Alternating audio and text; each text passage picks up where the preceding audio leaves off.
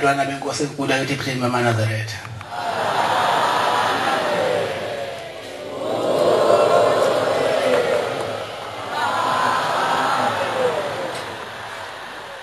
Sizovula inkonzo yokuzalwa kuNazaretha ngesihlabelelo sekhulu amashumi ayisishiyagalombili isithupha 186. Socela uMshumayeli Ngcobo waseVusanani asifowunele isihlabelelo inkosi Mosisi.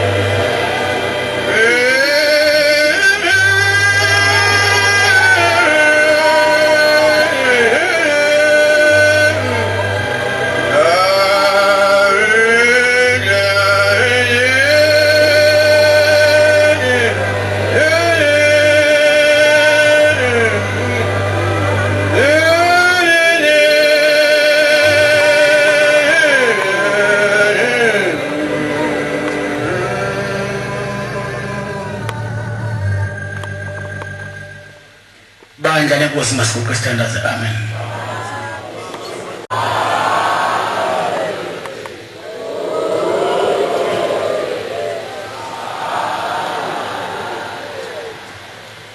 Lithuba sizolinika abefundisi ubabafakazi ngokuzalwa kobuNazaretha bese lodolanele nisithi ntetelani inkosi imbusisa.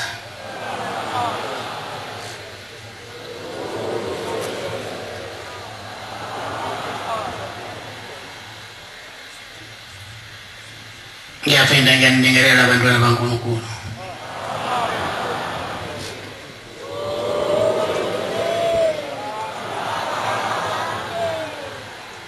Namhlanje semaphethelweni alomhlangano uzalwa kobuNazaretha. Ngiyojabula mangabe konke obekade kukhulunywa la kungenile endlebeni zenu. Baningi abangizwelayo kulokuhlupheka ngihluphekayo imini nobusuku insuku zonke. Kepha mina ngihluphekela nina niyangihlupha.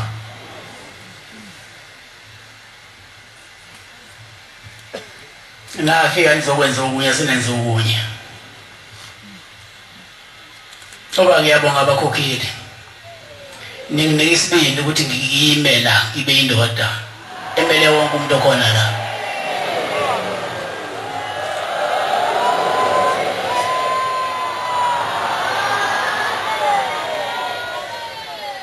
Noma ngini nalonke ningithandayo ngoba phela ngeke niye nganqanye ngemanzi.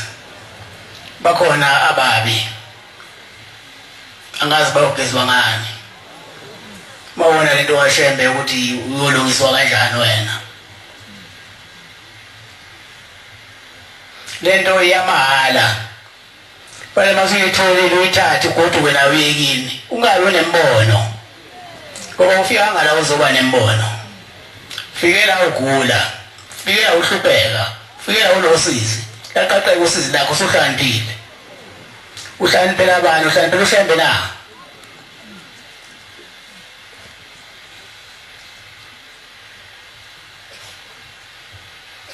Ngiyafisa ngathi bonke laba ababona ngathi babi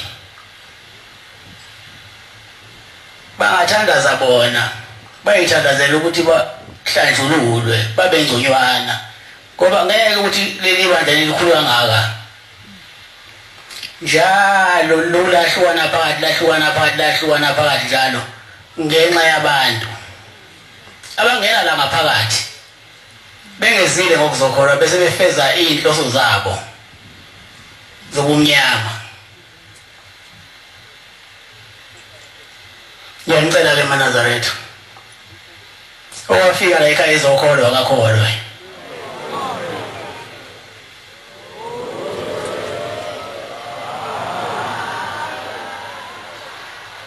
Yazi kumnandi kabi ukufika into inhle wenze lokho okwenzayo nawo okuhle uphinde ushiye inhle mayidina uhambe uyohlala kini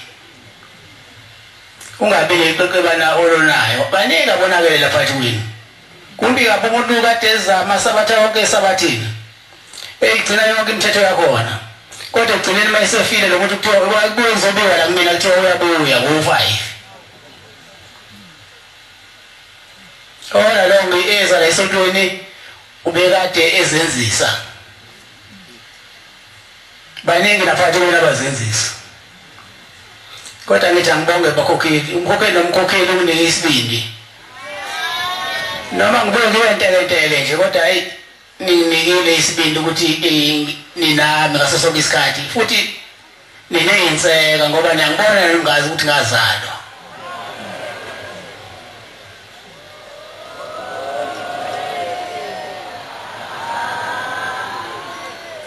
Akumnandi nakumina ukuthi njalo bangiphakame ngalamazwi abuhlungu. Kepha ngenzela ukuthi noma ngingasekho noma ngikhona noma ngasekho emhlabeni nisho ukuthi washo akekho ke ushembe othi mayesehambe emhlabeni ahambe engakhalanga. Bonke oshembe bayakhala, sengiqalile nami ngiyakhala.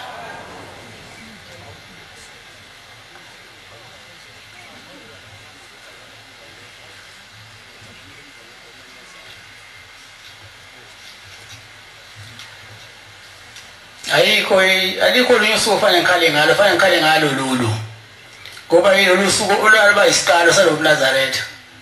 Mase nihlupha nje fanele nishawe ngenduku ngalo lolu suku. Lokujabula lona, kodwa manje phakathi kwenu khona abafuna ukuyona lento kaBhombela.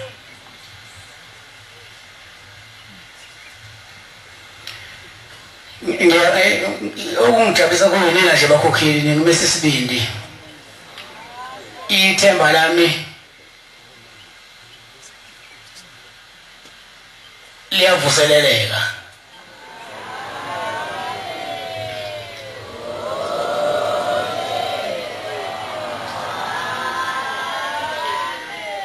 Angilahli umuntu wecala. Nehla isuthi ngokunjalo bafakaza ondaba ezitha. Banginike isibindi. Ngoba mina maningi nginika isibindi sokuba phambi kwenu ngibe nokuphila. Maningi nika ngithatha isibindi esenginaso engiba nokuba buthakathaka emzimbeni. Futhi mina mangikuthakathaka emzimbeni ngeke ngatshela umuntu owanosizakala. Ngithi mina ubhale emaphepheni ukuthi uyagula. Noma ngabe ngiyagula fanele ngize phambi kwenu ngiyiqinisa. Noma ngabe ngiphatheke kabuhlungu enhliziyweni fanele ngize phambi kwenu ngiyiqinisa.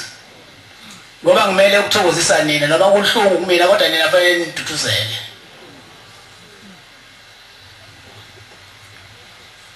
Lento baba mkhulu wayeqala kanzima kabi.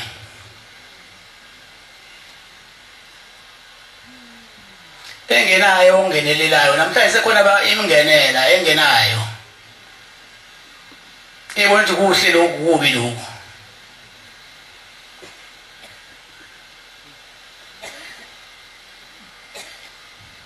Umuntu akakhumbula ukuthi mhla efika la ekhaya wayezokwenzani.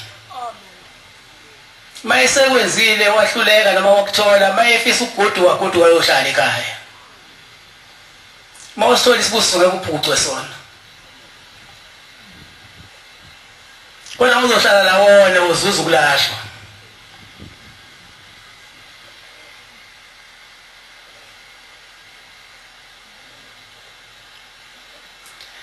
Siyazidinga ezokumbonga thina ababiziwe sasabira awusimbonge udumiselayo.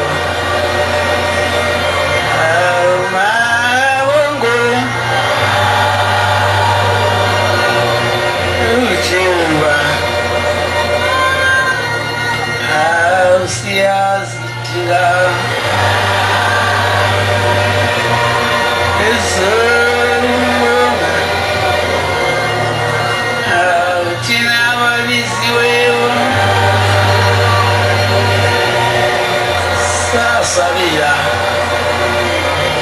awusimbonge udumiselayo.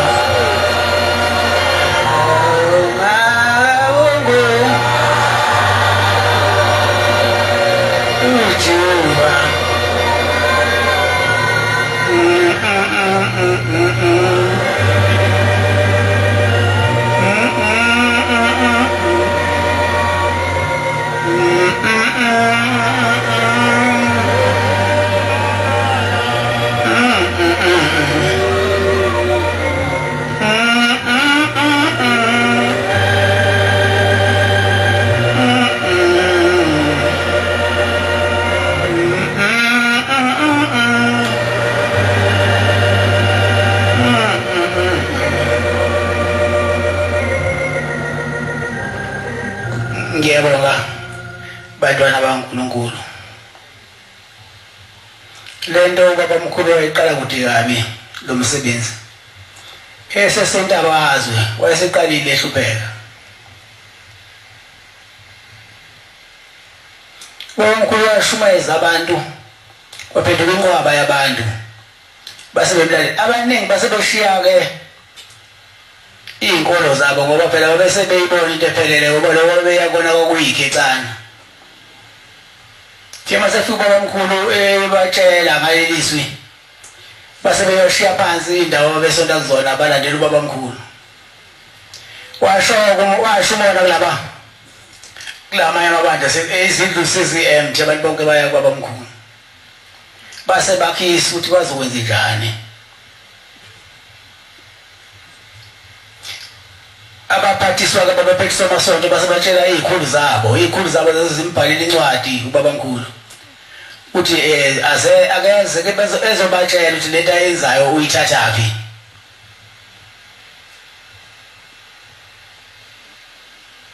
laseluba khona la qoka kusuku base beya lapha ya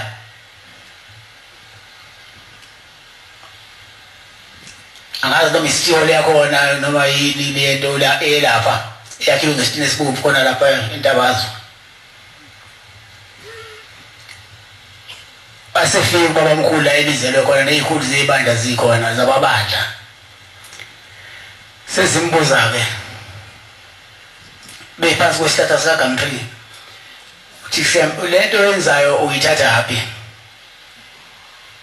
uthi baba omkhulu cha lokhu mina engikwenzayo ngithi yonkulunkulu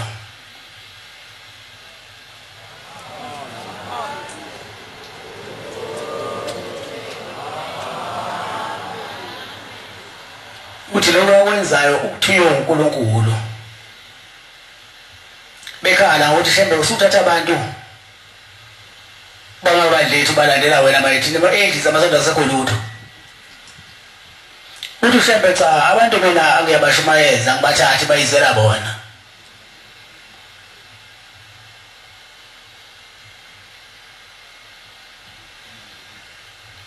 sephetha kushembe phansi kwalesikhathi suphelile umhlangano uthi ushembe bathi ayiyeke uthi ushembe mangabe phansi kwalesikhathi sakaGumtree ukuthethelwa lona lecala uthi baba mkhulu uyabona lesihlahla lesebesithesela lona lecala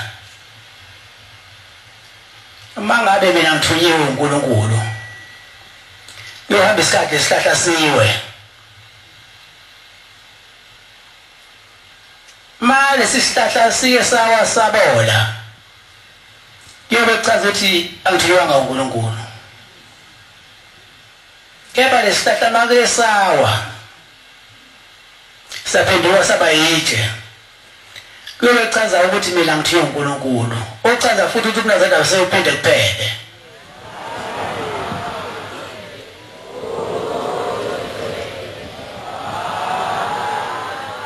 la ngempela ke sambile sasawuvulelwa sasibona lesihlahla lesi ubaba mkhulu abheja ngaso umnazana kodwa nje uyibhidliza lento angazi noma idwala nakwazi ukuqhekeza yini ngoba phela ubaba mkhulu wabheja ukuthi lesi sihlahla masike sawa saphenduka itshe kube chaza ukuthi mina ngithiwa uNkulunkulu uthi chaza ukuthi lo mnazana usephinde kuphele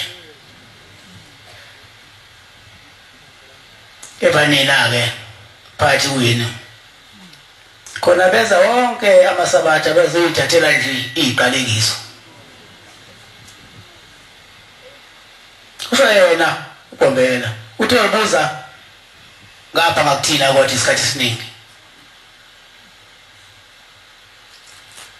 hayi noma uyathanda libuzo kuwena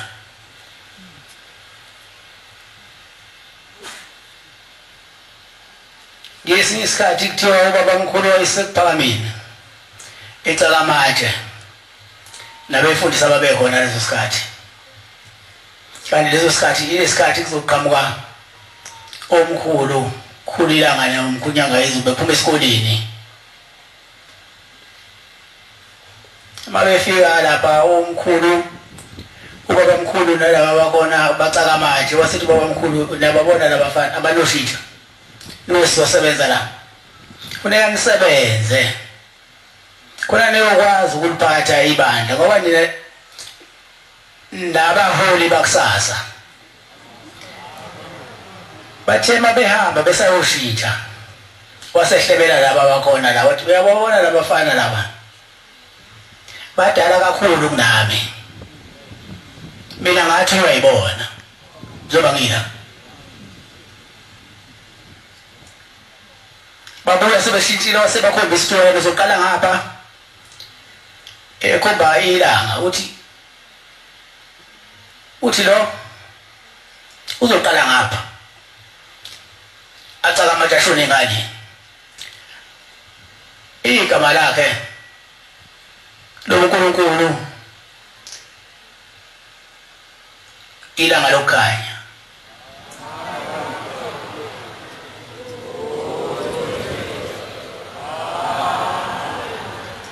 uthi uzocala manje kusuka ngapha ashonele lona umunye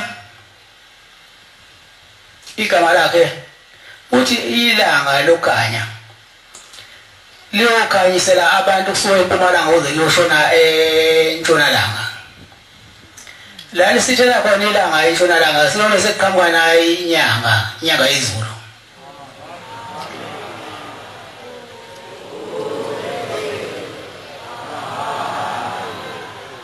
inyanga yezulu yona izocaka kulesandla sami esingapha ishoneli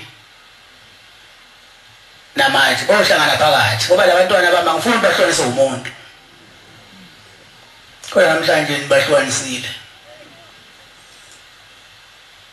uyabona eround manje khona balabo ohlangana khona njengoba becaba beqama ngapha khona labo ohlangana khona babeyile nto efuna ubaba omkhulu kepha thina sifuna izitho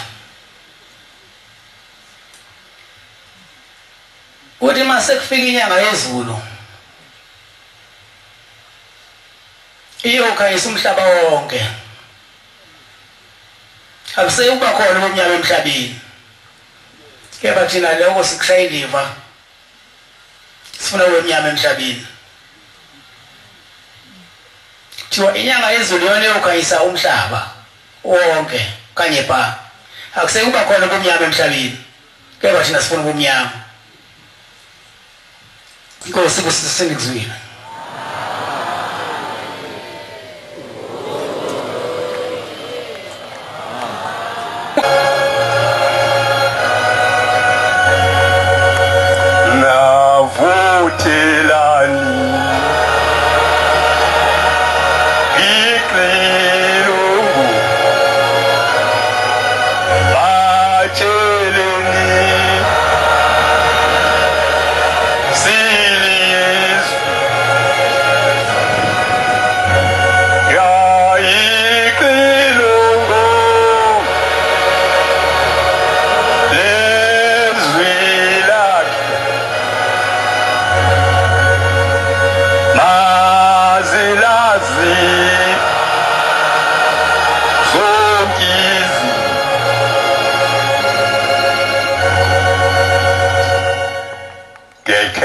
Inkosi onyazi lwezulu ngibonge umkhosi kaNkulunkulu asenamele kulelizwe lakithi eningizimu kulomuzi wasesabelweni ngibonga ukuthuthuka kwalolu suku owakhuluma umkhokheli ukuthi wakade kweyinhlangano le ebizwa ngokuthi yaseMampondweni kodwa kwathi ma inyanga yezulu ikhuluma ngalolu suku nangale nyanga ukuthi inyanga le enkulu kakhulu kithina maNazaretha ngoba kwakukhunjulwa kwabantu bakulelizwe abamnyama ukuba uNkulunkulu ehle ezulwini ehlele kubo ithi inkosi ngolunye usuku inkosi elanga lo mhlangano engani nika wona bantwana baseningizimu ngendlela engibona nihluleka ngawo ukuba nothuthukise nokhulise ngifikele ucabanga uba nginephuqe wona ngonika abanye abantu ngiyakhumbula lolu suku olwabuhlungu kanjalo wathi ke mase ehleli esibhini sesithathu waphinda lokho ukukhuluma okunjalo uthi ngani nika kusuka emngeni kuze kuyofika eCape Town lo mhlangano awufanele ukuba ube kule simo ngoba wona wazala ubuNazaretha emhlabeni sabe sesiyazama siyashintsha ukwenza kwase kuthi sawubungaza manje lo mhlangano inkomo ezazenza lo mhlangano zake zaba imbili bangcwele sathi mase sizenza zibayihlanu iphumelela ngenyanga yezulu sizenza nezinye izinto ezinhle njoba sekukhona izinto ezinhle yathi senobeke khona ke endaweni sekizohamba manje ngizowela uthukela umhlaba wonke ngibatshene bonke abantwana abangamaNazaretha ukuthi abeze kulomhlangano ngoba lo mhlangano umhlangano wesibusiso ngoba kwakuyinyanga yokuthandwa kwabantu uNkulunkulu obehlele kubona abantu abansundu yakwenza lokho inyanga yezulu kwathi umhlangano olandelayo kwaqhamuka amabhasi aqhamuka phesheya kothukela naseGoli beze kumashi waqale wakhulu umashi wathuthuka njengoba nobona nje bangcwele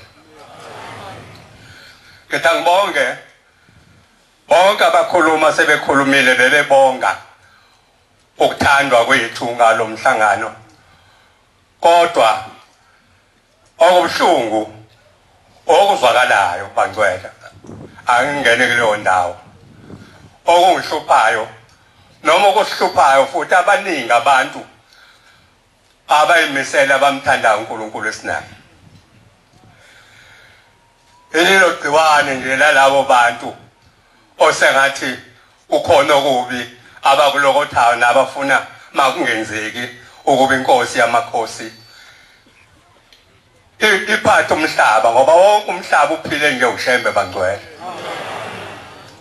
isho ukuthi ngikhulume ngalobo buhlungu bangcwele uma kuyilomkhosi kuyekhulunywe ngezigigaba nemisebenzi ogagane ubhombela abonwa ngaso ngizocela ukuthi ngingene esigigabeni asenza la eThekwini laba ngcwele sike saba namandiya ingoma lapha yaku 153 ithi nali izwe lo memo limema bonke abantu alikhethi noma omunye abansundu nabamhlophe sake saba namandiya laba ngcwele amanye ezinikele sake sagcina sesigida nawo esebhinqa amabheshu kanye nathi bangcwele Aaron noPoli abayazi abaziyo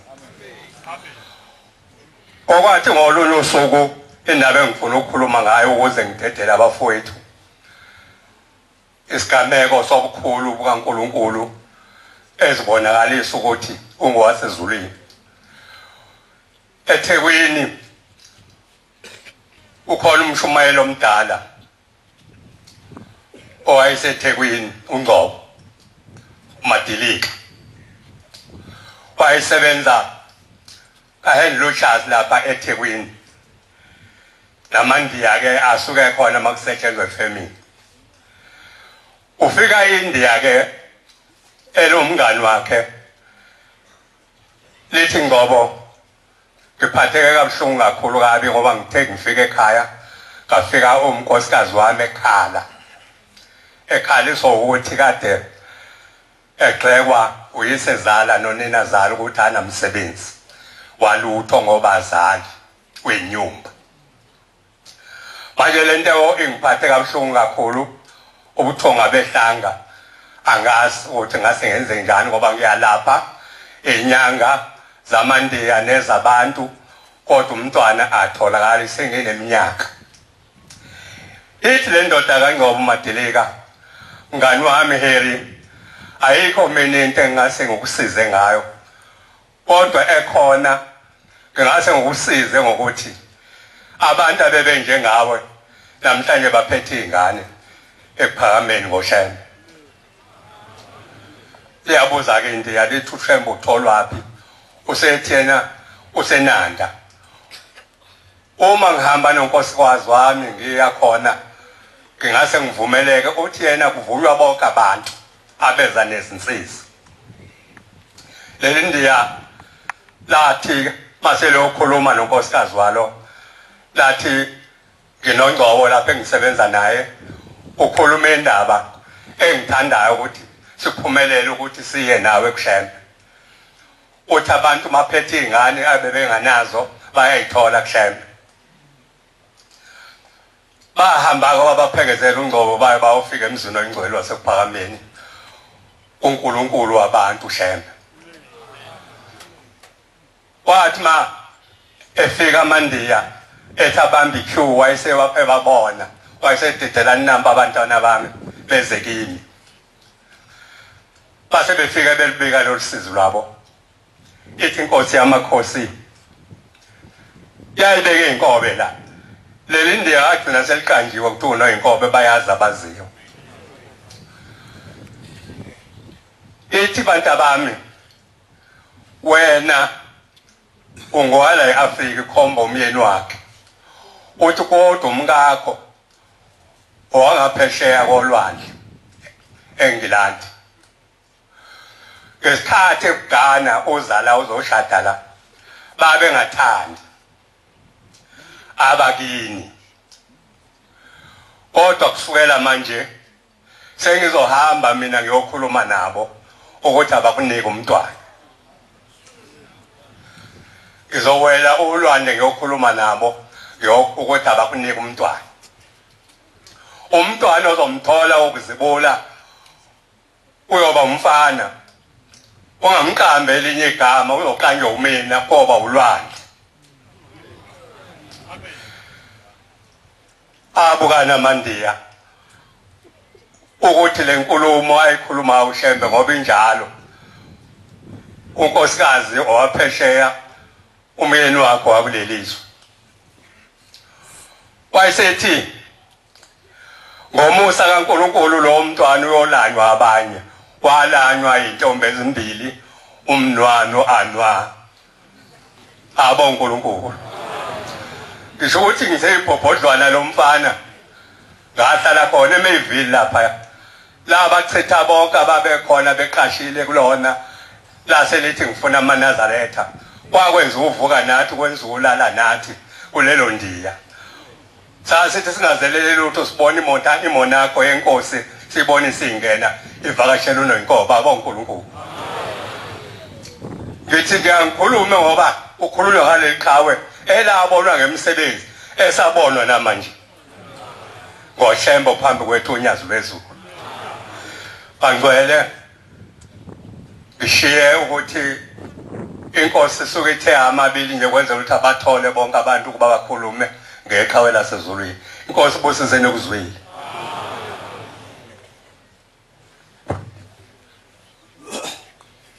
Nkosi yezulu nomhlaba. Awu baba makhosi abagcotshwa. Omama bakhokheli. Indlu nkulu yasezulwini. Ngicela umuco wodwa Nkosi yamakhosi. Ngibheme nami. Kuze ngikwazi ukukhuluma ngoba uthi uyakhuluma phambi kaNkulunkulu. Ulimi ugcwala umlomo. Wawuzane nonke izizwe. Nonke izizwe selibasiwe. Eleleziwe. Wawuzane nonke izizwe. Nonke izizwe selibasiwe. Eleleziwe.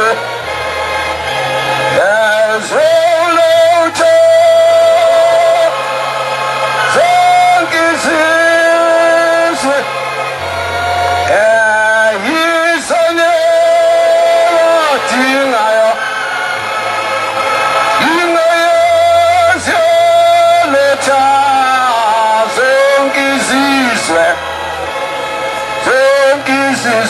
yezani wadingayo adingayo awubayamenywa wezani wazani yefale nolefuthiwe kuthiwe bayamenywa wezani wezani yefale nolefuthiwe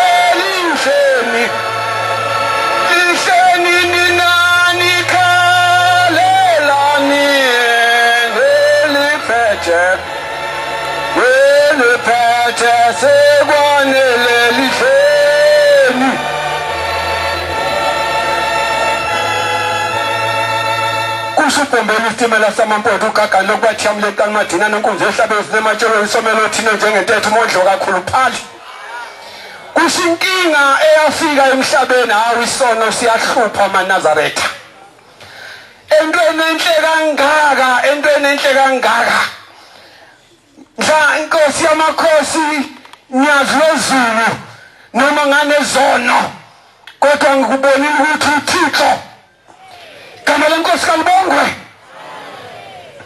ngikhumbula inkosi yamakhosi ngidutshuwe inhlamvu zizine emzimbeni baqhamuka umndeni wami baqhamuka abafundisi benkosi baqhamuka abagcotshwa benkosi bangena baphambana esibhedlela bethunywe izwi likaShilo ithi inkosi yamakhosi hambani mawubaba uthuleze ngibika hambani niyofaka inkonzo namthandazela umfundisi kababa ngiyamazi la umfundisi uhlengwa akazukufa mina Shembe ngisazosebenza kuShilo bathi dokotela bathi professor bathi hayi mndeni uma ingena imndeni iphambane ekhanda lami inyanga embili ngingazilo ngikhuluma ngoBhombela maNazaretha 18 babe ngiphethe inkonzo ngisuke ngihlupheke kakhulu uma ngikhuluma ngoShembe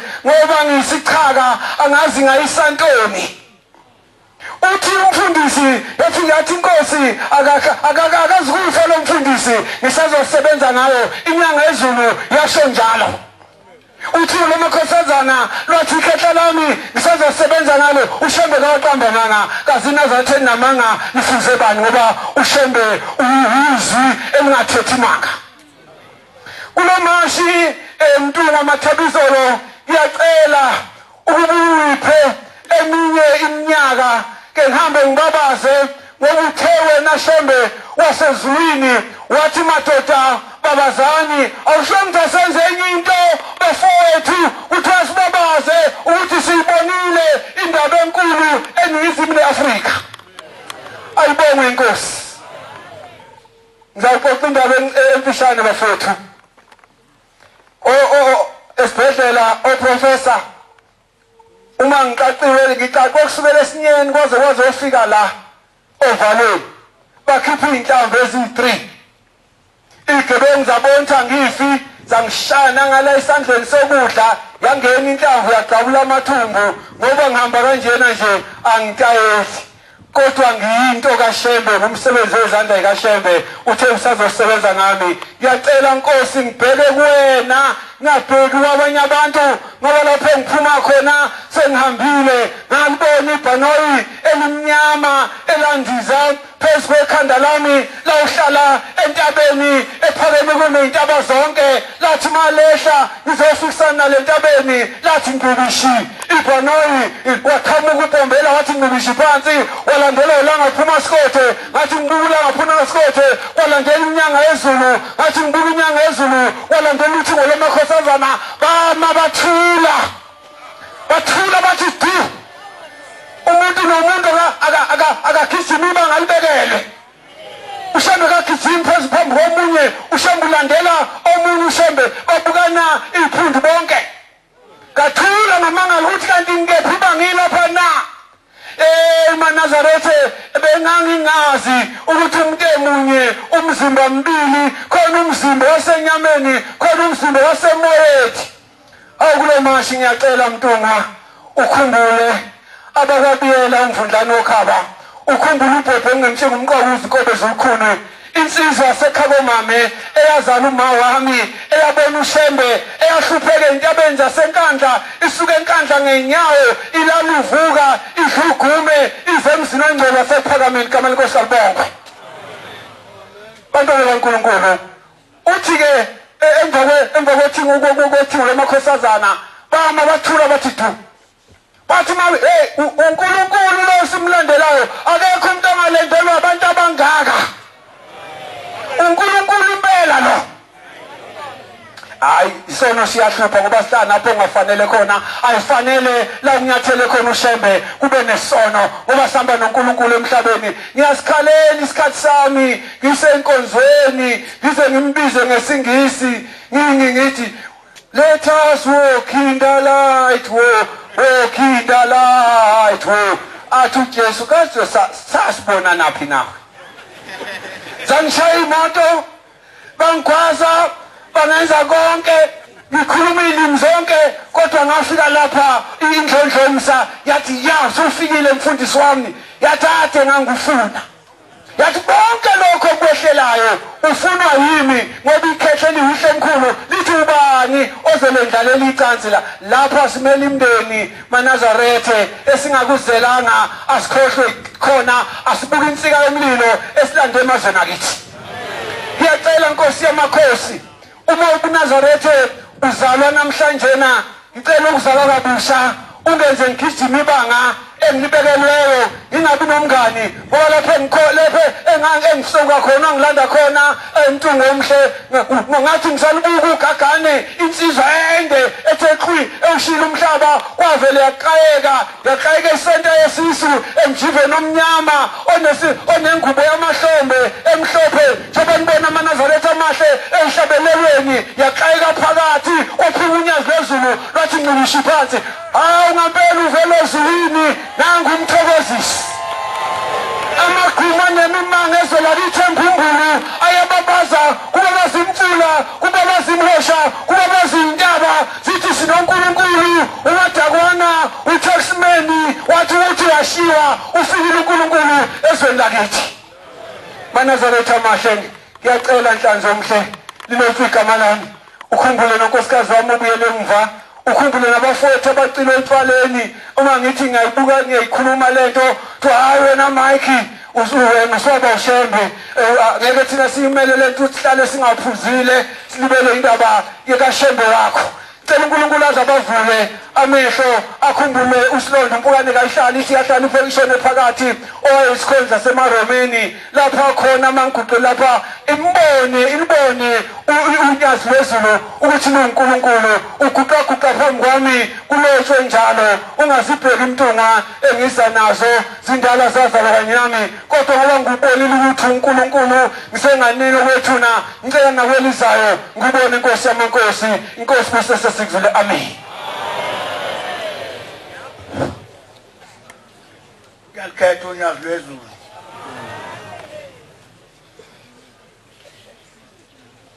Lapha ngenzansi eGezangani phezu kwentele kwakunendoda kwaKhumalo inamakhosikazi amabili. Yasi lamakhosikazi ethandana elukana exhobana namakhanda, uNkulunkulu eseyithathe yodwa inkosikazi yasala leyodwa. Ekuhambeni kwale nkosikazi ehambile lashona ilanga, yaqhamuka nje lingakahlwi, yangena yafika hlala endlini yathula. Basangana abantu egcekeni bayaluza, zahamba insuku ikwenza lokhu ingakuyekile. Yazama yahluleka indoda kwaKhumalo, yayisibikela amadoda ayekhona kulelizwe ayingemaningi. Kwakhona okhwelo obaba uSkey, kukhona ojingela kukhona ocele lapha eNzansi eNwabi inkunzi emalunda babesho njalo obaba mabebonga umshumali ucelwa lapha eNwabi ingqalabutho lapha base bethi cha asinakho sikakusiza ngakho ngoba lo muntu akavuthi futhi akaphoka ubuya ewuyena munye thina esinayo sizokuthi ekuphakameni bayiqhuba le ndoda bayisekuphakameni yangena enkonzweni yasekuseni yangena kuyasemini la selibalele ilanga lalihle emva kwenkonzo yasemini base bethu amadoda ahamba nale ndoda selibalele asiyoloda waza siyekhona base bemthatha uKhumalo bamse enkosini yamaNazaretha wafika bika uKhumalo lolu daba yasithi inkosi ngibhizi kakhulu ngizothumela umfundisi uzofika angilalelele kumkakho ukuthi uthini goduka ekhaya yagoduka indoda uKhumalo kuyathi yafika ethi ingane enzayo uthe uShemba ngilinde uzothuma umfundisi uzofika lapha ekhaya ezobuza uma wena ukuthi kukone konakelephi lwafika usuku wafika umfundisi inkosi yamaNazaretha ula ngaphuma sikothe umanda sithebeno njengensonyama ukhakhale inkomoza kuthemkadeni yakhipha umfundisi umbatha wawela umbatha lapha enteke wakhuphuka wahamba ebuza kuphuka Khumalo wayofika egezangani wafuka khuleka seliphezulu ilanga selibantu bahle wayesemngenisa uKhumalo kwahlala bathi bamnika amanzi okuphuza wathi ngiyabonga ngithunyiwe angikwazi ukuphuza amanzi sashaya isikhathi base besho laba balapha ekhaya ukuthi usezoqhamuka ke manje uma neNkhumalo washo ukuthi isizoqhamuka inkosikazi yami wasegqoka umbatha waqhamuka unkosikazi kaMbatha kaKhumalo esangweni waqonda endlini ngqo wafuka ngena wahlala phansi wenza into ayenza zonke izinsuku lokahamba emhlabeni wangena wahlala wathula thitu waseguqa umbatha wasethi inkosikazi kaKhumalo ngithunyiwe lapha ekhaya ngithunywe uSheme ngithunywe kuwe ukuthi kwenze njani ubuyelane ezulwini wayesethi unkosikazi kaKhumalo ngizofuna inwele zami ziphi inwele zakho na kubuza umbatha wathi inwele zami ziphansi kwale yambize lapha emsamo sikhuluma ngoShemtu uNkulunkulu akayena umprofeti amen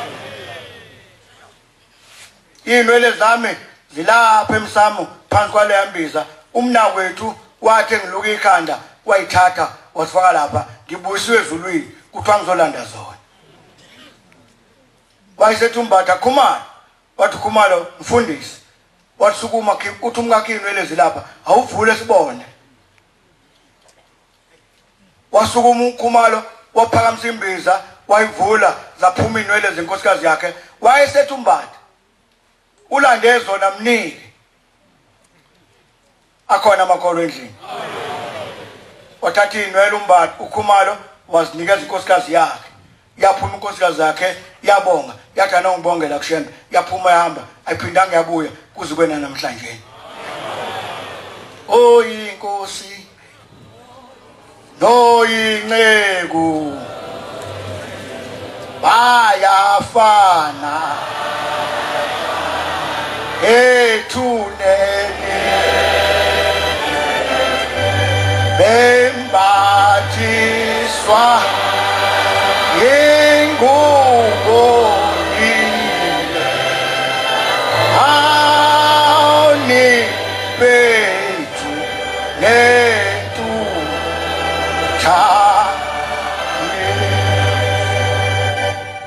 oyinkosi noyinceku bayafana ethuneni bembathiswa ingubo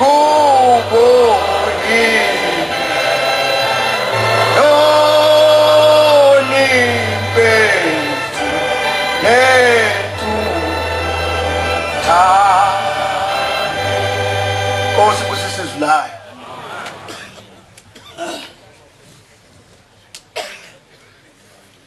Baba Nkosi yamakhosi uyabizwa Nkosi Solomon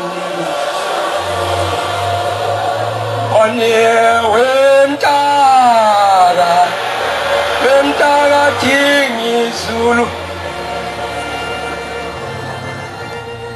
uyabizwa Nkosi Solomon mtaka King Zulu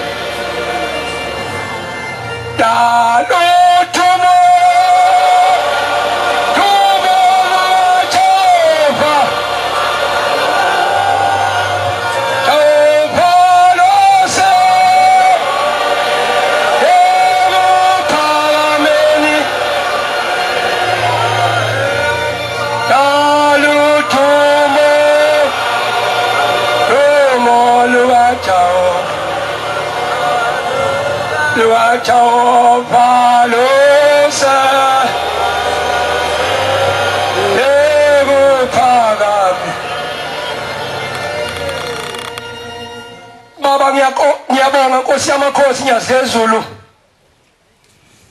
ukungiqoqa kwakho ungiqoqele kulomhlangano wakho omkhulu okufika kobuNazaretha emhlabeni phakathi kwethu thina endlemnyama kadingane noseza ngakhona ozoyibutha Nkosi yamakhosi ekuchithekeni kwayo Nkosi yamakhosi singabantu basemhlabeni esingakwazi Nkosi ukuhlukanisa okubi nokuhle Nkosi lapha engikhala khona ngikhumbula amazwi esilo samabandla sisendlini elinda kukhona umfundisi uButhelezi kukhona umfundisi Katshwayo behlezi nobaba sithi silo samabandla maNazaretha bafundisi ngicela ningiphathele kahle uNyazi wathi ngoba uma ningangiphathelanga uNyazi ngodileka kulentaba ngizekini la emzini selinde athi silo ngiyongithola kahle okungijabulisa kakhulu emphefumulweni wami nxa ubaba ekhala bengingekhe awuke kodwa ngizwile isililo sikababa kuthi uyakhala kukhona into esingayinaki maNazaretha ayingcwele okufanele siyinaki Inkosi thina ihlale esihlalweni yathi maNazaretha ngiyathanda ukuhlala isikhathi eside nani kusho uNyaZulu nani khona nami ngangikhona manje asikubuke lokhu maNazaretha uma sihlupha usheme hayi sonke lalusho njalo uthi Franklin wama awumuhle kahle kodwa hayi nonke okufanele sikubuke maNazaretha ayingcwele oshebene kaqala wakhala phakathi kwethu sengibukile Nkosi inyanga yezulu angikhona inyanga yezulu ikhomba amaphekula iwakhombe ephakameni ithi kodwa maninga agcwele la phakathi kwethu angikhona kodwa uma ushembe ekhala maNazaretha phakathi kwethu ukhale ekugcineni bese hayi sengicela baba bangithathe maNazaretha ngicela siyibuke lento ubaba kasukhala ngoba sazi noma ushembe ekhuluma ethi lutho uNyaZulu ngikhona nawe ukhona ithi kumbhulu ukuthi weza kanjani lapha ebuhleni uthi uma ufika la ebuhleni isho njalo Inkosi yamaNtu uNyaZulu ithi njalo isiqephu sakho ubusukhumbula ukuthi wafika kanjani maNazaretha ngicangidlule lapho nje uthi hayi asibuye nathi uNyazi sicela ukuhlala nathi Wanazaretha nathi unyazi yezulu uqala ukuhlala nathi isikhathi eside uthi ugogo ngelinye usuku sengizoma ngabambezeli ugogo wami wabhatha baba omkhulu umqalo endlela ezweni lasesilungwini lapha akathi ugogo wathi imbeka isandla phezu kwekhanda lakhe engakamqilisi emanzini uthi wasethi wenkosikazi usugagana kwathile uzohambe kuhlukane nendoda yakho kodwa ngizokuyala ungawushada umshado wesibili ngoba umshado wesibili awukho ezulwini kwakusumbambela isitimela samabona etshela ugogo wami ugogo wayixoxela mina uthi ngolunye usuku ugogo sengima uthi kwakuyisabatha njengoba kuyisabatha ubaba mkhulu wayesebaphendulile abantu obaqokisa ingubo ezimhlophe iMnazaretha ngiyabonga mkhokheli ukuthi uyilungise le ndaba yeMnazaretha kashe bokuthiwa ongena sebehleli obanyise nami ngomunye ngiphatha kabi lento lokuthi babuyaphi labo bantu ngoba luthunyasi ezugibela munye umshayeli wesitimela yimi musukubuza isitimela uthi siyaphi ngiyabonga ubuyilungisela lonto leyo nabethanda ukuza bazokuza kodwa siyaye ezweni elizayo singakhohlwa uthi ugogo ubaba mkhulu abantu sebegqoka ingubo emhlophe wabashiya wahamba wadlulela phambili eshumayela ivangeli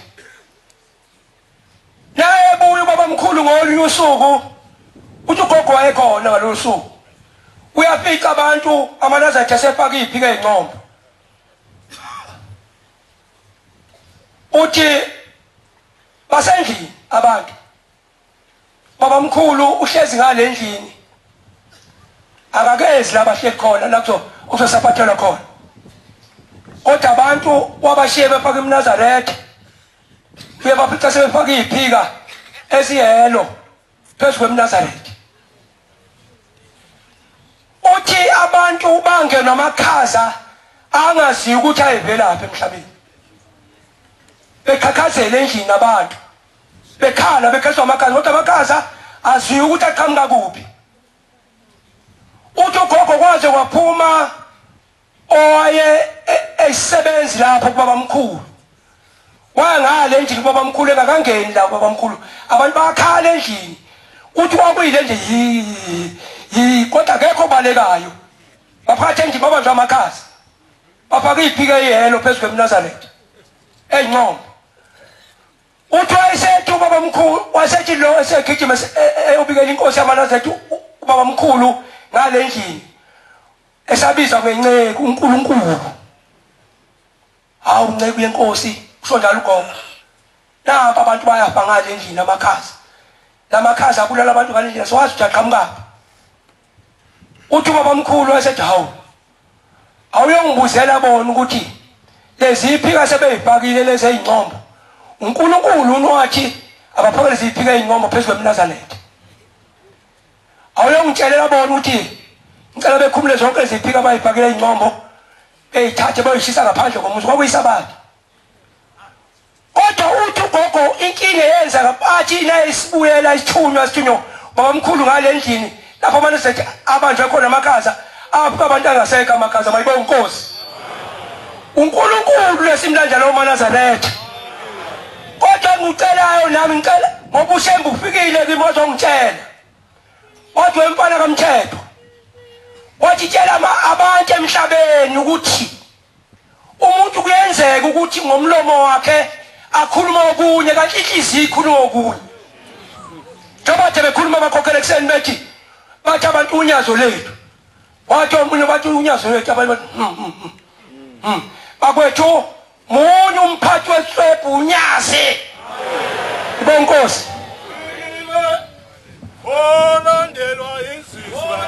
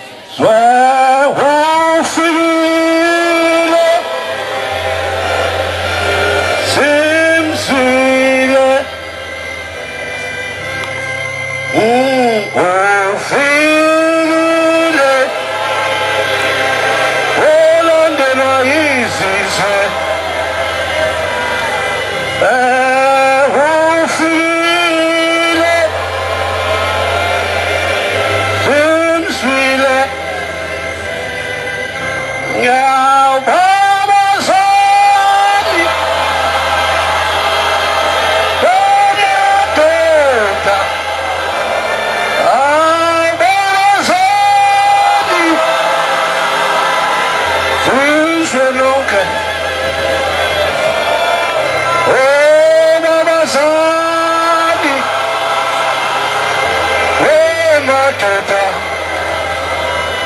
abazali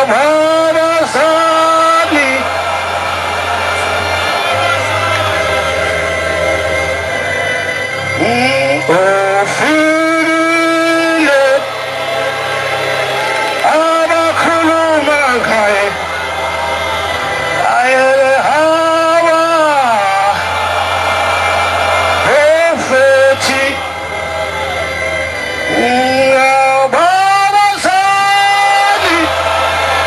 abazali amadoda abazali izwe lonke embabazeli amadoda awabazali izwe lo Osyamakhosi Shembo Ngcwele cela ukubeka bemabili kulesi sikhumbuzo esikhulu kangaka sithi lesitabelela ufikile olandelwa izizwe ufikile emzweni babazali wemadoda babazali izizwe nonke ufikile abakhuluma ngaye abaprofeti babazali wemadoda babazali izizwe nonke babeshumpi kade uNkulunkulu babenciphisa leli gama uthi umprofeti wababencela ukuthi uNkulunkulu lo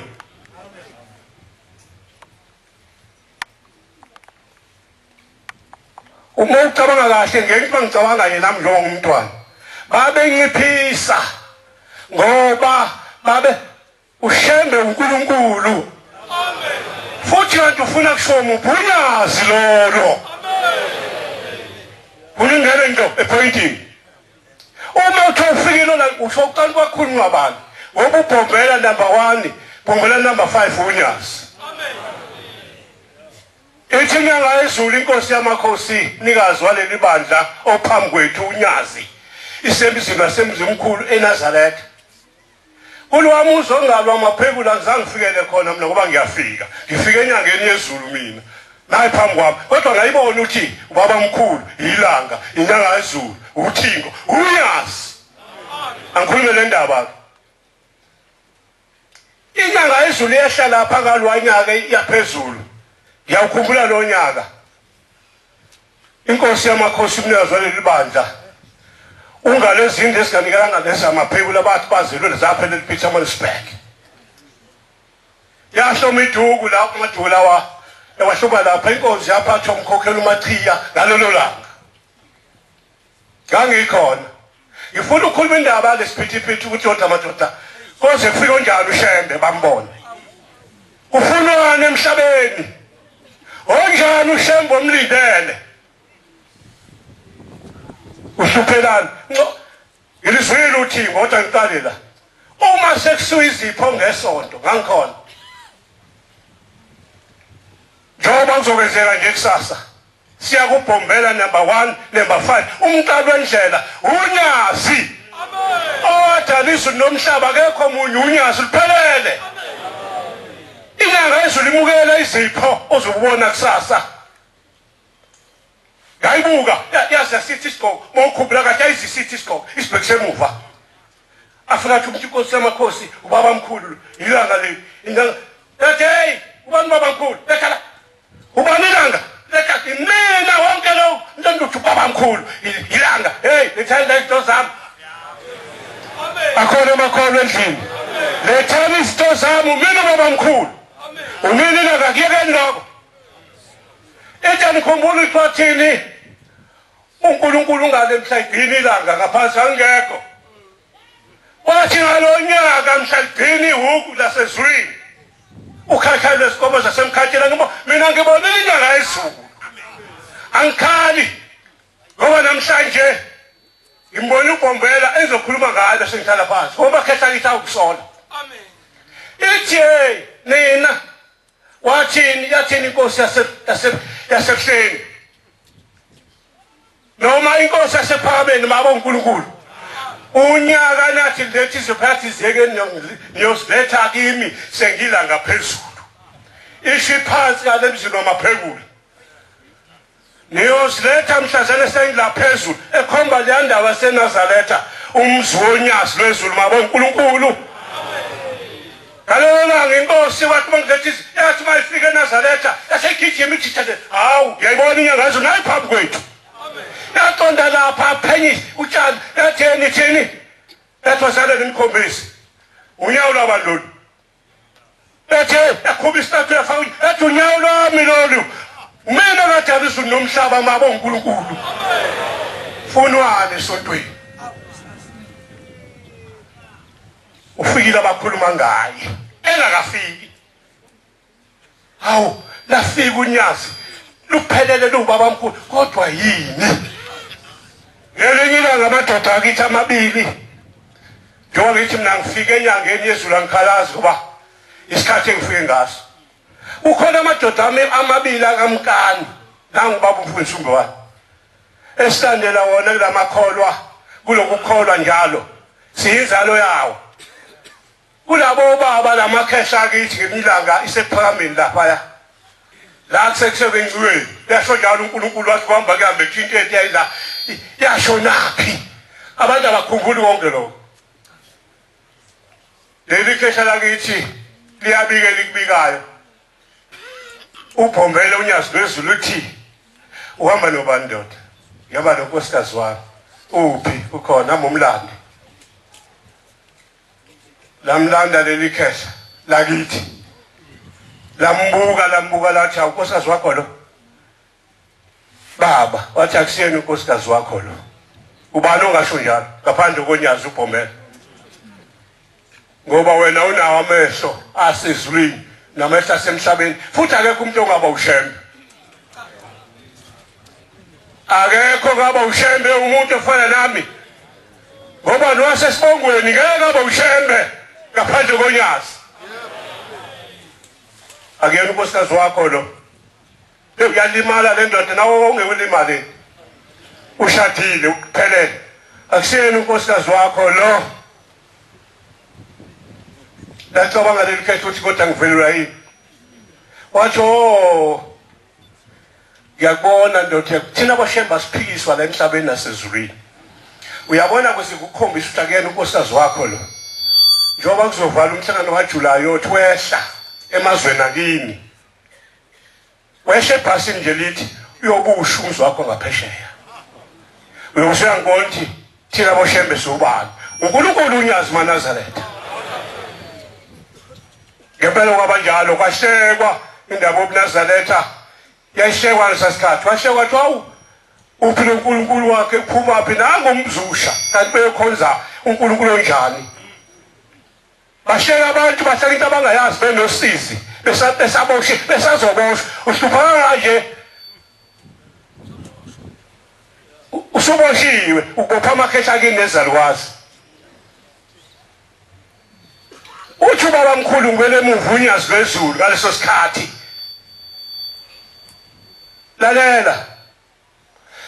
lalela-ke ngiqedele indaba ngikutshele indoda yakwamkani kwamdlaka wena akuyena umngakho lo umngakho umthole emzini omkhulu kaMadonela emzini wakaMajola uma sekwenzeke lento ngikutshela yona esho unyazi kuwe ilaleli yenze uyothi uma ufika lapho uyokhonga bayakwazi abantu ukukhongwa kanjani indoda yoqoqa ingane zayo kodwa umngakho mncane ngomzimba sowaphula umthetho wobukhosazana wakhulela wazala ingane yentombazane alalela makholwa asahlupha unyazi uyona mngakho-ke leya ntombazane noma leya nkosazana esiyaphula umthetho yazala umntwana wentombazane uyofuka ulobole yena-ke leli khehla lamlalela ushembe angifuni ukuya kule ndawo obujahile indaba zabantu ukuthi leli khehlekazi wakushokelani kanjalo ngizi lapho ngoba ngiyagijima umbuso wezulu uyaphangwa nabawuphangayo bawuhlwitha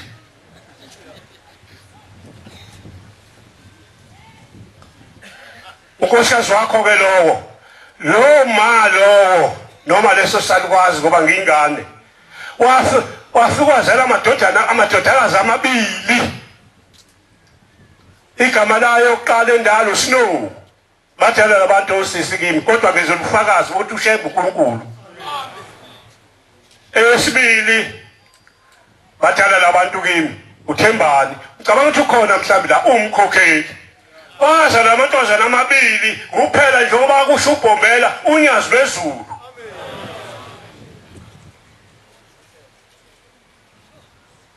ubani lo uShembe umuntu ubani obehlisathi umprofeti njengoba ngilale emadredweni ngidinwa kabi abaprofeti bamanga umntaluleka abantu athi hey othi wena kade ungahambi uvusa abantu befile naku umkhuba abantu beganga uNkulunkulu wafika ngo1910 igama lakho unyazi lwezulu 1910 efika kule ndlu yakithi abantu basanyela igama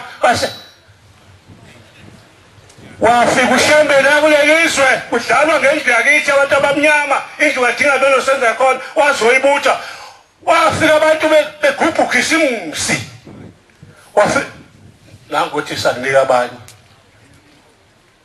okusho lento izwa lengikhulumayo angizwa futhi oqala nkosana ngikhulumela wena ngikhulumela uNyazi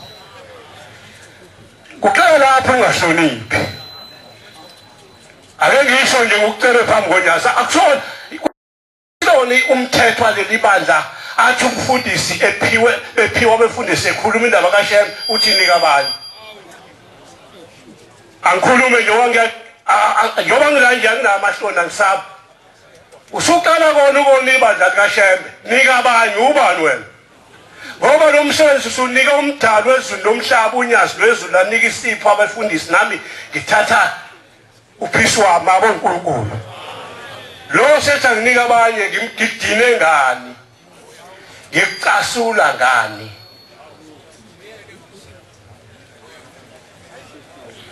azalwa ke lamantombazana amabili ngithi cha ke ngoba seshilo umuntu kaNkulunkulu noNkulunkulu ushilo athi abamile abathathu kodwa khona isikhathi ukusukume enhlizweni yakho nofundululo lokuthi kodwa lo nkulunkulu omhle kangaka amaNazaretha unyazi lwezulu eligila izakha nemisebenzi emihle kaNkulunkulu kodwa uhlushelwana uShembe ufuna muphi uShembe ngaphandle konyazi ufuna muphi uShembe omthathaphi ake ngiyishaye kancane ngiwele phansi siyabonga Nkosi yamakhosi nyazi lwezulu mdalo wezulu umhlaba ukunanela kulomuzi wakithi eningizimu waseTafelkop eminyakeni emine wafika Nkosi yamakhosi kulomuzi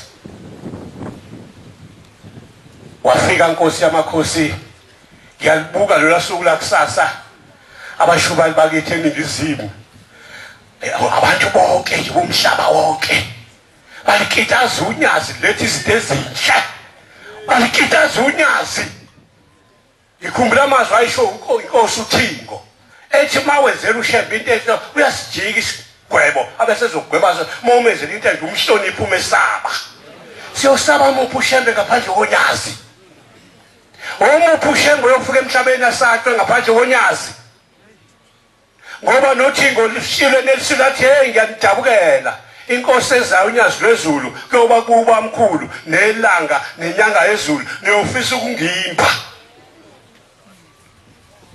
kufunwani manje cha bengekho kulezi nsukwana Nkosi yami ngiyangena uma omncane kodwa ngizwile indaba kodwa ngaphatheka kabi uthi uNkulunkulu omkhulu kangaka omhle kangaka unyazi uhlushwelani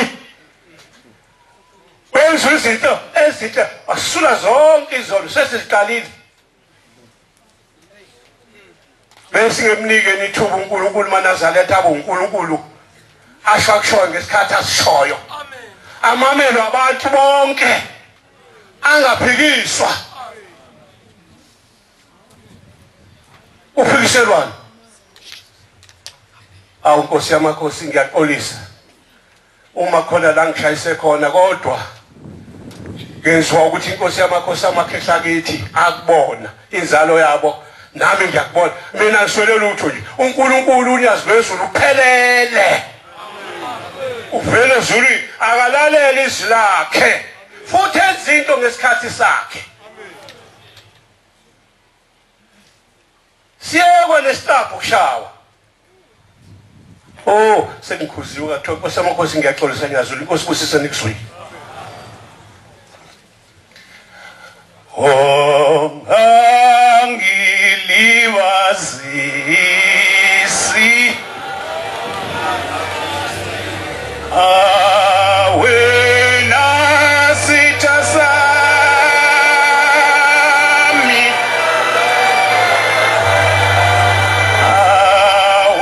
uma ujave ngibiza mangisuke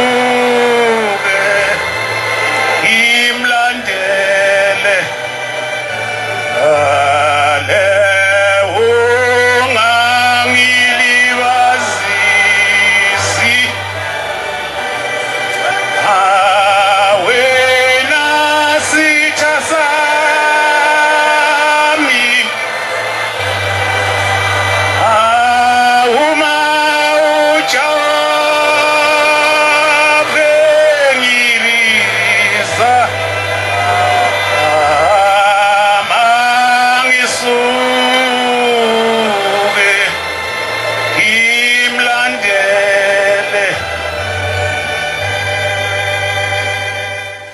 Nkosi yamakhosi ngiyakhetha unyazi lwezulu amen umfundisi umcuno enquthu ngiyabonga Nkosi ukungimema emkhosini omkhulu kangaka lapho safikelwa khona into enhle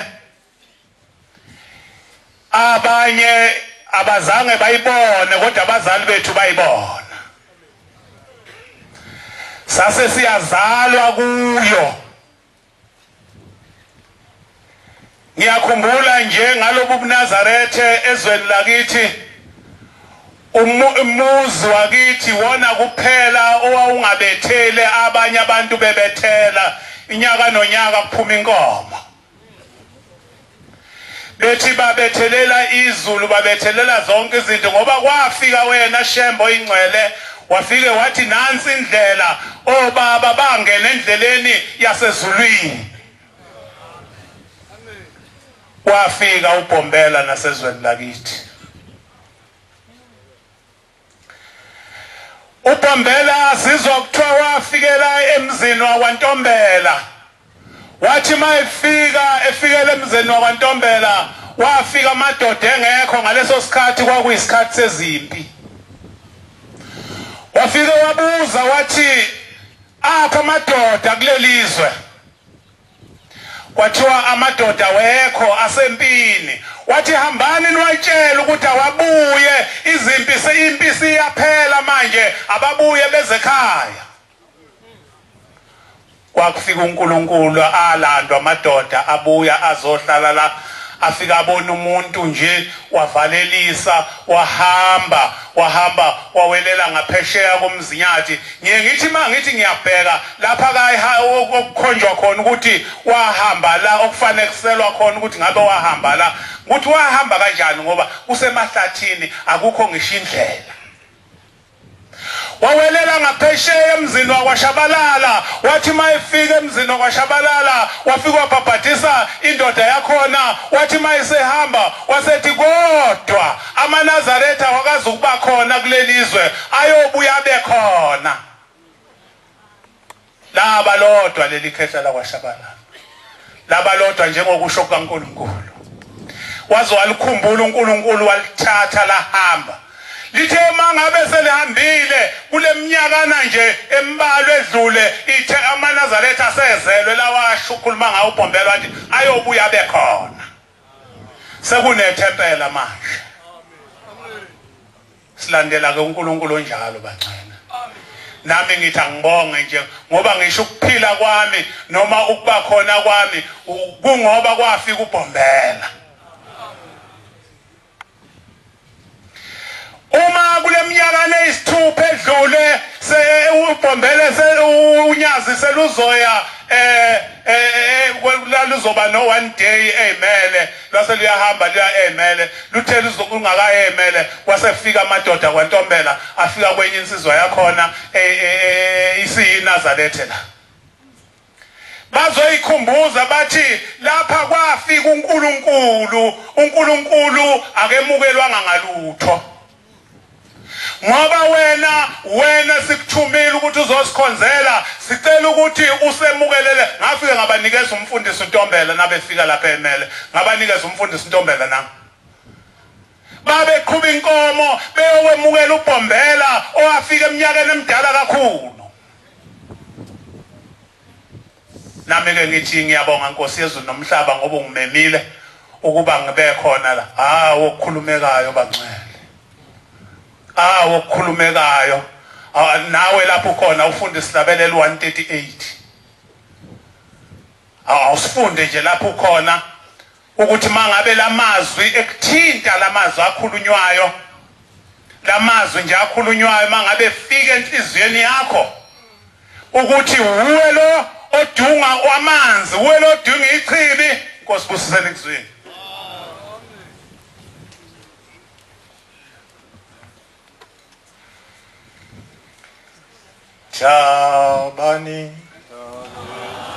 Chabani wafike iluna sare Chabani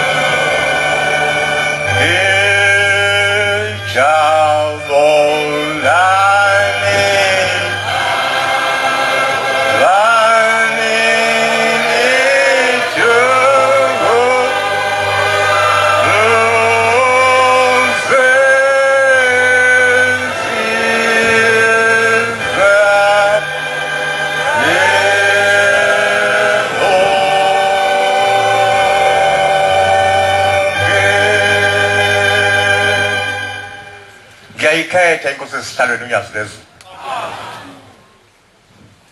ngo-1990 la eBoyboy ezivele kuMarch isabatha lesithathu la kuphethe khona umfundisi nami eduze kwami umkani ithi inyanga yezulu la ngimi khona la ngo-1906 ingilozi yayila la eningizimu ifake umjiva oluhlaza njengotshani iphethe inkemba mawushaya ibalo ke inyanga yezulu ngo-1906 ngoMarch yayikhona yini yayingazalwa yayingamabikho emhlabeni uthi ngo-1906 la kwafika ingilozi la shaya ibalo kuzobona ukuthi ushemba uNkulunkulu Mosha ibala. Ingakho ke awona umhlalo kaMashi lo. Angisho kuphumile nje oba njengomfundisi. Umhlalo kaShembe lo. Oba ngenyanga kaMashi. Awona umhlalo kaMashi umashana umhlangano. Umhlalo kaShembe lo. Ongale nyanga kaMashi. Uthi ungalezinde. Uthi kwakuMashi. Ingilozi ifika la. Ngangikhona ngasikhathi ngasingumfundisi. La nje eBoyboy esivele. Ngase ngibhala phansi lo. Ngezothi ngesikhathi esizayo bese ngiyadosa ngokubeka etafuleni. Ivese ngidonsela lesibili ku208. Lithi oh pelile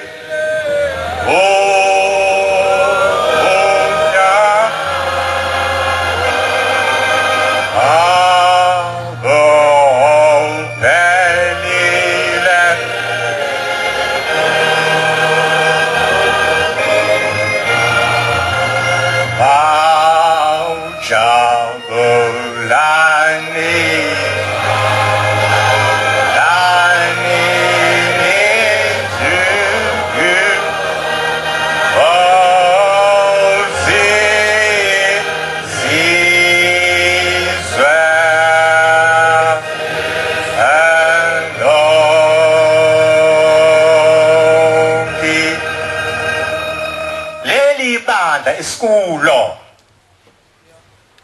esingafundisi kulo ibandla lenyanga yezulu ibandla lonyazo phambi kwethu isho njalo inkosi ulanga siphuma lesikode lithi okhalelo lami angitholi muntu kodwa ngazi umfowethu lo usho njalo angazi kumfowethu lona na useyobona ke njengamanje zehla ngoholoko maphi endlini yenyanga yezulu uma wena ke udunga amanzi ngasehla uzosuka kanjani leli vesi kupheli kumnyama usho sibele emumva lapha na engomeni zeyinkolo labethi khona izizwe eziningi zisebumnyameni zisendleleni embi eya ehuveni uyasibele lapho manje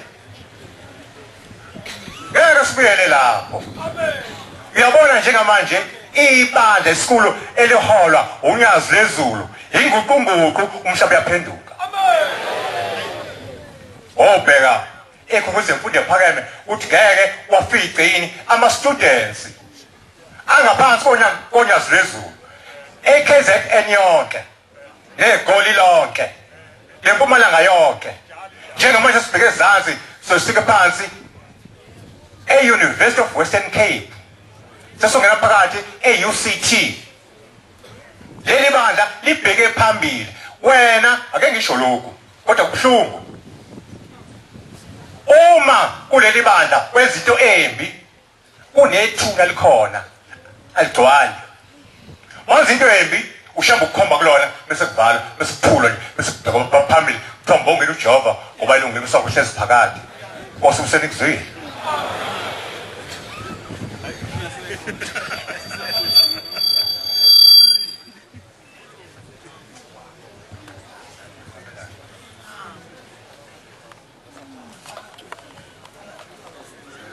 kwezwakala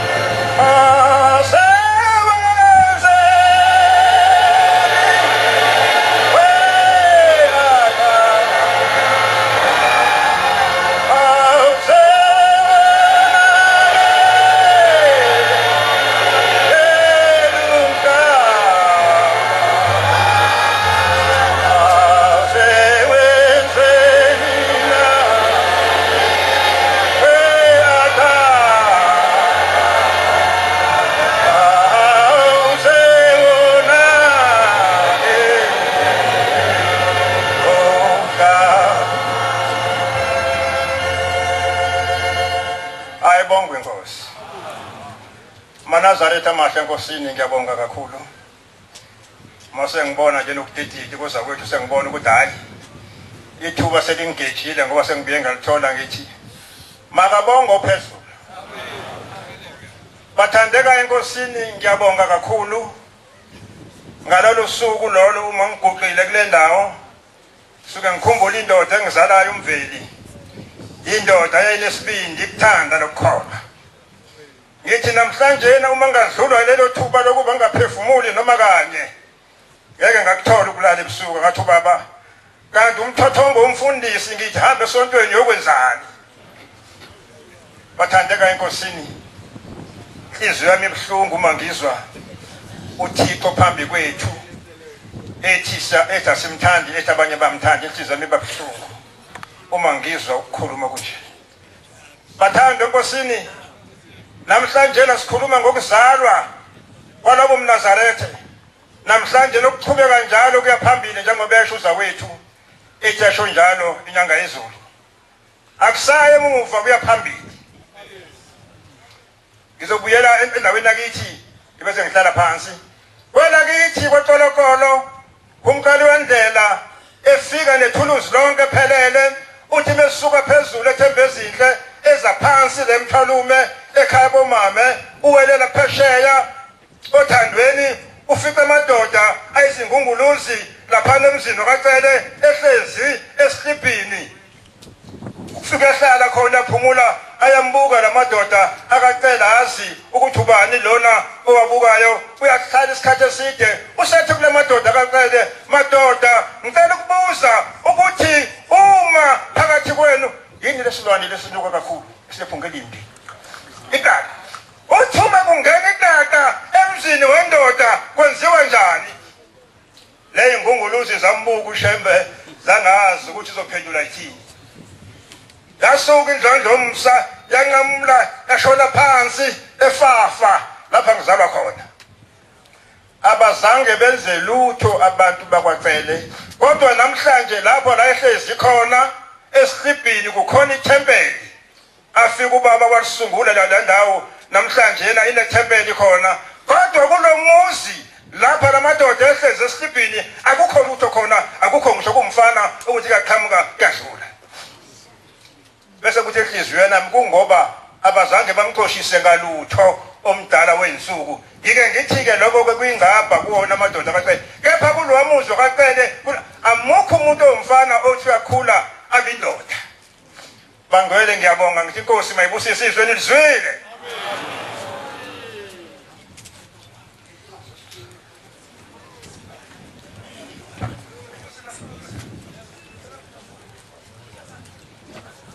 Okwesaba kungempethe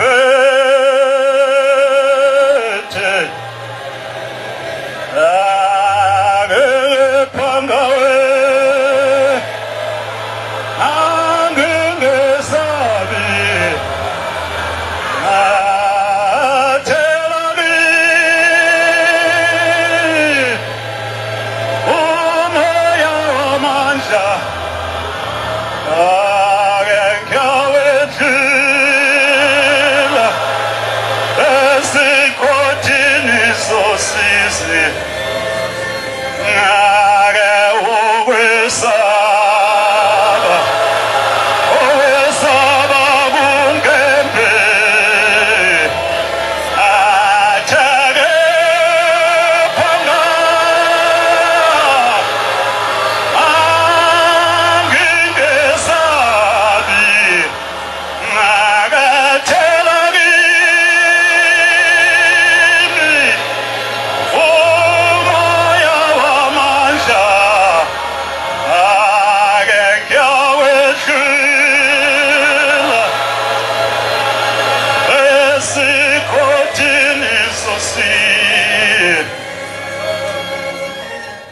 Bantwana benkosi ngethuswa izwi elikhulunywa ubaba elithi kungenzeka yini ukuthi simithatho yabefundisi ilona lingethusayo kayonkosi sizingane asikaqedi ngisho 2 months umuntu ezelwe ngicabanga ukuthi inyanga nensuku mhlazembe ezibaliweyo kayibonga Nkosi. Lo khulumayo umntwana wakwaMzulweni eSibongo ezweni laseHadinge kwesifunda seNkosi yakwaMachi kayibonga Nkosi. Khulunywa ngogagani bantwana beNkosi. Sizingane kodwa indaba zibekiwe zigciniwe nababafowethu abaphethe imishini. Qala kwakunento ekwakuthiwa ama-table record akayibonga Nkosi. Futhi zigciniwe nakobaba abakwazi ukugcina izinto abane-memory egcina abantwana beNkosi. Bayazixoxa akayibonga Nkosi. Cha, nami ngithi kangithinte. Inkosi yasezulwini ngenye imini eManazaretha sekuyisikhathi sokuziqhenya ngoshembe. Ithi umuntu uma eziqhenya ngoshembe kumele athenge isuti enhle kakhulu ebizwa ngegama layo abese igqoka afase uthayi wakhe. Ithi angabe sazigqoka icathulo. Ithi uyothi maweqe emgwaqweni eThekwini yaziwayo emkhulu lapha ekuthiwa West Street. Babe sebeqhwebana bodwa abantu bathawu waze wagqoka kahle umuntu wayilahla ngokuhamba ngezinyawo. Ithi ngenkathi uyothi nginoshembe kayibonga Nkosi. Ithi ngenkathi uyothi ngoba nginoshembe ithi khona ukuziqhenya ngoshembe lo. Sike saziqhenya ngoshembe kayibonga Nkosi. Lo sithathu unyazi bantwana beNkosi lukhombisa uNkulunkulu balo. Lithi lisekhaya elisha eCape Town elokishini. Lithi Manazaretha la ngimikhona la lise stadium kayibonga Nkosi. Lithi baba nobaba mkhulu abakaze bamela kodwa ngenxa ukuthi sekumemila nabo sebemile. Lasho njalo. Lasithatha la usibeka phezulu kwentaba Table Mountain ingane zakwethu sasihamba ngezinyawo sifaka eMnazaretha. Ithi indoda yomlungu itshena unkosikazi wayo siphezulu enqabile amanye amakhehla akithabe efundisi athi angesigibele thina lento obinganqamuka noma yini. Kwehlula abaphathi balapha abantwana beNkosi bethayo baba abadala bazogibela ngo100 rand baye entabeni eTable Mountain ngoba icash lakhona ukugibela ithikithi kwaku250 umuntu. Kodwa kwathi abantu abadala bazokwenzela idiscount kube 100 rand. Abangaba abanyo baba bathi hayi sigibele thina lento inganqamuka noma yini ngoba sasihambe emkhathini kayibonga Nkosi. Sihamba nonyazi khona ukuziqhenya lokho. Saze sayofika sasithi siye Robben Island kwaphela amathikithi. Ithi indoda ngizoya ugagani indaba eyodwa Manazaretha. Nangakithi wafika ugagani efoundation kayibonga Nkosi. Thangi unyazi kade lise foundation labuya nemjiva yamakhosi emibili okufakaza ukuthi wafika uBhombela efoundation. Xoxelwa indoda engesilona iNazaretha esonto egospel ithi ngake ngayibona indaba enkulu ngabona ushembe senza izimanga ephilisa abantu. Thina indoda yayihlaba ikhwela thina sikholelwe kumphatheni umuntu mayizomphilisa. Ithi kodwa le ndoda yayihlaba ikhwela ithi jojo. Thikwenzeka isimanga. Fika indoda inezifumbu. Gagani lithatha unyawo libeke phezu kwesifumbu. Ithi le ndoda baba ngenza isono. Kwavela isifumbu ngenza isono kwavela isifumbu. Kodwa baba mkhulu uthi mntanami lala le ndoda ithi tja ngesisu. Thatha uBhombela abeke unyawo aqhwelele phezu kwesifumbu. Sehle isifumbu kuhle kwethaya lemoto. Izo lezo ndaba abantwana beNkosi ethasizibabaze kayibonga Nkosi. Zoba uNkulunkulu kwaShembe. Ithi inyanga izolo Manazaretha tshena nabantu ukuthi nisho ngani ukuthi uShembe uNkulunkulu. Thuphombela Manazaretha nina ninayo into eningabonga ngayo uShembe. Nina nemali enayo ngekaShembe nezinkomo enazo ngezikaShembe okungenani zamani nezokulunga. Kuphi ukulunga baba? Ukulunga kuphi? uNkulunkulu angathi angasipha abantwana beNkosi ukungazi ngaphezulu kokwazi. Into esibulalayo thina ebandleni ukwazi ngaphezulu kokwazi.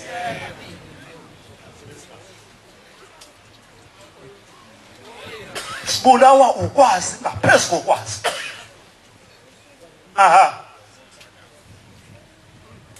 Sehlukana ndlela unyazi losihola kungekuhle eManazaretha ephume wonke uhulumeni ngaleyo mina. ithi inkosi ngathi mangifika enhlukana ndlela ishama azathi amadoda isazi ngaphezulu kokwazi abuza athi uyapi manje aya kuthi mlandele makhosikazi akithi nani madoda mlandele athi kasiyazi thina le ndlela hlukana ndlela zintathu indlela shaya ama-azathi unyazi sibuze ukuthi kabuba kuyakuphi manje qalazi wasezulwini wathi left and right wasethatha right indlela eyayingaziwa muntu kodwa ababelandela balandela kayibongozi yajika khona insizwe eyoza kwethu ngifunda umthandazo kwelinye lamathempele oMaritzburg esasiqoka njengayo yayihleze eduze kwami bantwana benkosi engethuka mayigumula izingubo zayo zesonto kuvela i-16 shoot la engqolweni yayo iphuma nayo ethempelini yasala lapho leyo nsizwa ngethuka ngathi inkosi yami esontweni noma sisemthethweni kodwa phakathi esontweni 16 shoot lensizwa yabuza yathi uyapi manje yangathi mlandeleni sizwe zonke nani madoda bantwana benkosi angangixoxa indaba kwaNkabani yodwa lo muzi wakwaNkabani ukhona ngakithi izingane zakhona zikhona insizwa yakhona ihambe kabuhlungu ekuyiyona ezalwa ile nsizwa olathi uBombela mayivalelisa uma wayo lensizwe esuke ekuphakameni lathi wathi uBombela hamba mntanami kodwa ungisiza mawufika ekhaya ikhona into yami wathi mayifica leyo nto yami ungiphathele yona sengathi bantwana benkosi singavuma uShembe sife izinto zakhe okuyothi ngenye imini mayithandile esifake ezulwini asifake emjiveni babuza balindi bathi Shembe yini lo ifakela athi into yami bantwana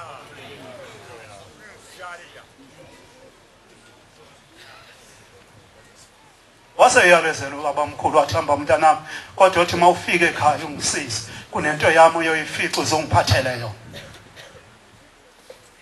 isikhathi esincane eNazaretha kodwa ngethuswa yizwi elithi kungenzeka yini ukuthi kanti siyamathe imithetho athi asibonanga mayifika abantwana benkosi umama kwaNkabani mzimkhulu siyabonga ukufakaza okumnandi siphiwe befundisa inkosi zibabusi